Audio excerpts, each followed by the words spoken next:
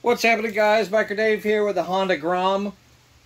Check out our previous videos. We got all kinds of miscellaneous little services and fix-ups and tips and whatnot.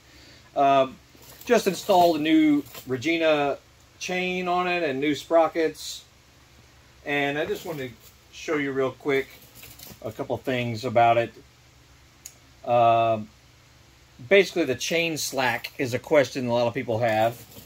And it should be right around between 30 and 40 millimeters of slack. And the manual tells you the bike needs to be sitting on the ground on its side stand when you check this. So that's another thing that people miss, is they try to check this with the bike up in the air, and it might not matter that much because this is not, that heavy a bike, so it's not like it's settling a bunch and, making the chain stretch out or be taut at all. But that is the correct method, is to have the bike sitting on the ground when you do this. You take your little measuring device, and honestly, I've been doing this, for 30 plus years. We'll use the millimeter side here, and you just put it right in the center of the chain, basically, right here on the swing arm. Pull up on it, and mine is showing, just under 40 millimeters, so it's within spec.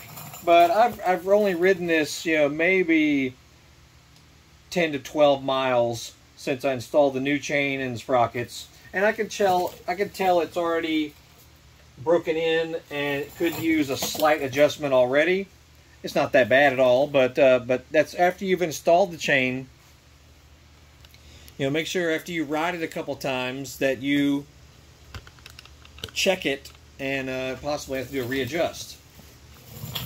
And if you do have to adjust your chain, that you can do when the bike is off the ground. So whatever, jack method you want to use, you can come underneath it and lift it up however you want. There's tons of ways that people do that, I've noticed.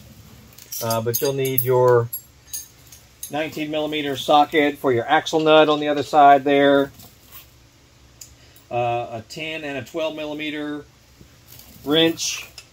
You got your little lock nut here. You'll break that loose.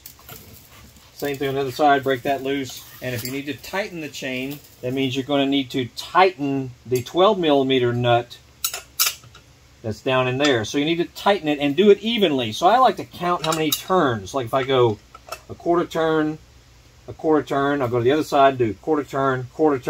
That means this should stay the same as it was already. Okay? But, if you really want to be specific about it, you take your measuring device, and you can come from the back here and see where it is from the axle to the back of that little slot there. Make sure it's equal on both sides of the wheel, on the swing arm. And after you've gotten it to where you want it, take the bike off the stand, put it back on the ground, do your measurement between 30 and 40 millimeters, and if you're satisfied with your measurements, here's the way you make sure, before you lock down the axle nut on the other side there, before you lock it back down, and I want to say it's around 45 foot-pounds, 47 foot-pounds, something like that. Just good and snug, but you don't have to kill it, because this is not like a aluminum swing arm. So you don't want to really overdo it, because you could deform the slot on the other side if you crank it down too much when you tighten that axle nut. But on the other hand, what you want to do is take your little 8 or 10 millimeter wrench, put it in the sprocket right here, and roll the wheel backwards. Okay, now what that is doing is putting tension on the axle blocks in here, the axle adjusters. It's putting tension on both sides, so it's kind of pulling the wheel, making sure it's good and snug up against the axle adjusters. Okay? Then tighten down your axle nut on the other side, and you should be spot on. Because if you don't do that, there's a chance you could, the wheel could be not quite square or not quite butted up against your adjusters right here. So that's a trick that I've been doing for, 20 plus years. And then when you're done, go ahead and roll it back forward. You should be exact, as long as you measured correctly on both sides of the swing arm. Anyway, just want to throw that tip at you. And a little mod that I did, I like the way it looks when it's open right here. you know, it reminds me of how my motocross bike looks. So, so yeah, if you take off the little, you know, the little case saver part right here, if you remove that and take out the what's called a crankcase saver, which is this piece right here, take that off and put it back on here. That'll protect it, you know, protect the crankcase in case the chain ever came off. That's what that's for. On every motorcycle is there. But yeah, you put that on, and I think it looks pretty trick actually. But yeah, we replaced countershaft sprocket, chain, rear sprocket, and that's pretty basic. You know, it's the same on, gosh, on almost all of the Honda mini bikes, you know, 4-stroke mini bikes for the past zillion years. So that's not a very difficult job at all. But anyway, and I also removed the rear fender assembly. This monstrosity right here, I removed that too. I like the way it looks without it. Quite honestly, it just I think it makes it look more sporty. I mean, I experimented with the front fender as well. I took the front fender off, and I thought it looked good, but actually I just bought that very expensive OEM front fender, so I'm going to leave it on.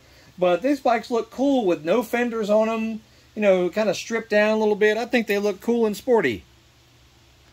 But anyway, do it however you may.